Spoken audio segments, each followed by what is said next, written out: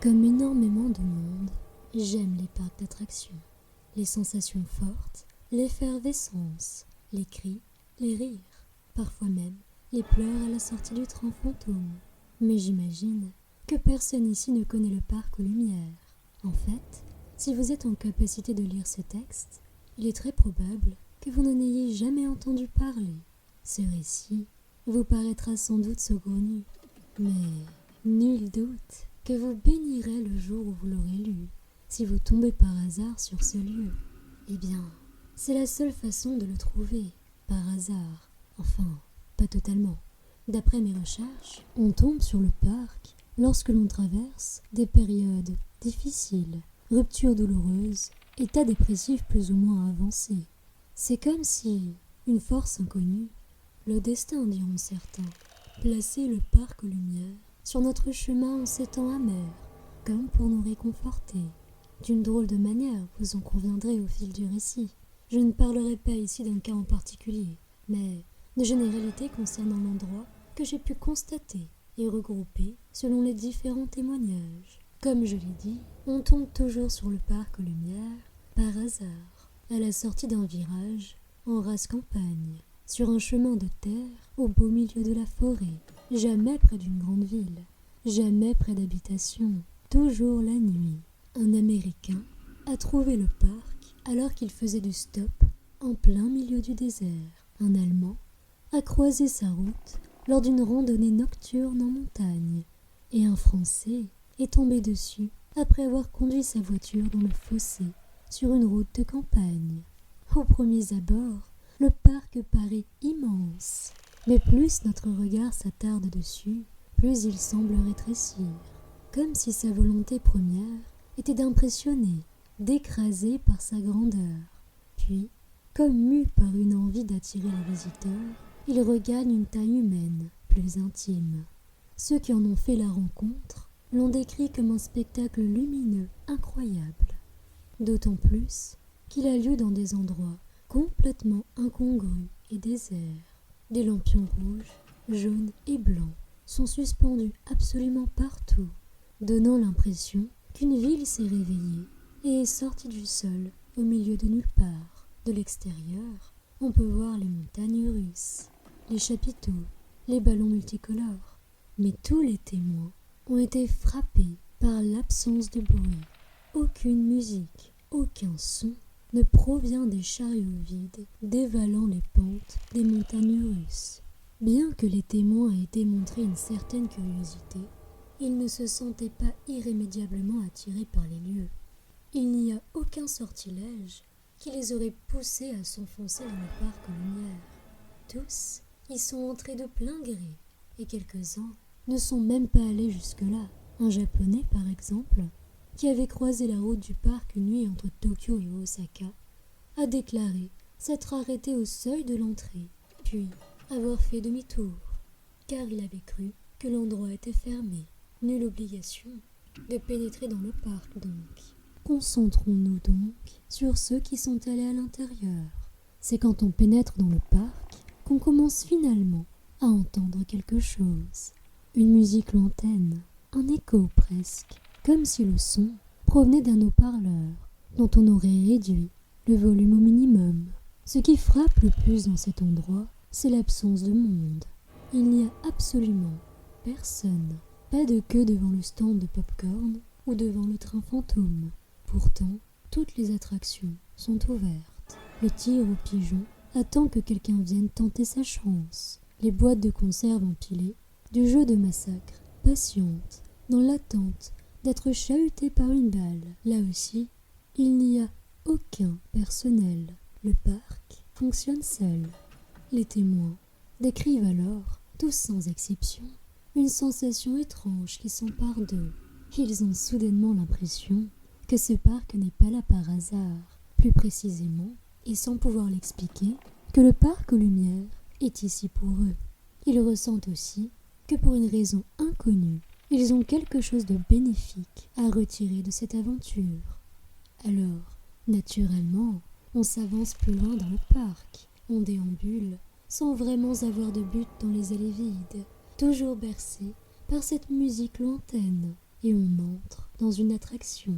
C'est à partir de ce moment-là que les choses prennent une autre tournure. Une seconde émotion s'immisce alors en nous, d'après les témoins, une sorte d'obligation implicite. On ne doit pas sortir avant d'avoir fait toutes les attractions. Quelque chose nous fait ressentir que partir à ce stade-là pourrait s'avérer dangereux. La nature de la menace demeure inconnue, mais bien présente en nous. Alors, on enchaîne les attractions, qui sont étonnamment peu nombreuses. Le parc aux lumières est beaucoup plus petit une fois que l'on pénètre à l'intérieur. Plus on enchaîne les manèges, plus l'ambiance des lieux change. Une fois le grand 8 effectué, certains stands se retrouvent fermés, et après être allés au train fantôme, les lumières de l'entrée s'éteignent. C'est généralement après la seconde attraction qu'apparaissent d'ailleurs les panneaux « Respectez la règle » disséminés un peu partout. Ils semblent rappeler à l'ordre les visiteurs, leur rappelant une injonction dont ils ignorent tout. À la fin de la balade des amoureux, en descendant des bateaux en forme de cygne, il n'y a plus de musique. En fin de compte, au fur et à mesure que l'on enchaîne les attractions, le parc devient austère. On a de plus en plus l'impression d'être un intrus. Plus exactement, on a l'impression de se trouver quelque part où on ne devrait pas être. Une fois passée la dernière attraction, les choses varient selon les témoignages. Ainsi, 2 Américains ont déclaré être ressortis du parc par l'entrée, comme on le ferait normalement. Un Suisse s'est endormi sur un banc et s'est réveillé, allongé sous un abribus. Un Mexicain a dit avoir vu une immense lumière, puis avoir repris connaissance sur le quai d'une gare. Mais ils avaient tous l'impression que quelque chose en eux avait changé, en bien ou en mal. Sur 60 témoins, 38 ont déclaré que leur vie était restée la même après les faits. 12 ont vu leur situation s'améliorer. Chance en amour, richesse, promotion professionnelle. La vie a pris un tournant heureux pour ceux-ci. Et 10 autres sont tombés dans la dépression, la maladie, voire la démence. Selon la déclaration et celle de leurs proches, les lumières vives leur faisaient mal aux yeux. Le moindre bruit les faisait sursauter, et l'odeur de la barbe à papa les plongeait dans le mutisme. Sur ces 10 personnes, 5 se sont suicidées. Bien sûr, on ne peut pas relier formellement ces changements de situation à la rencontre avec le parc aux lumières.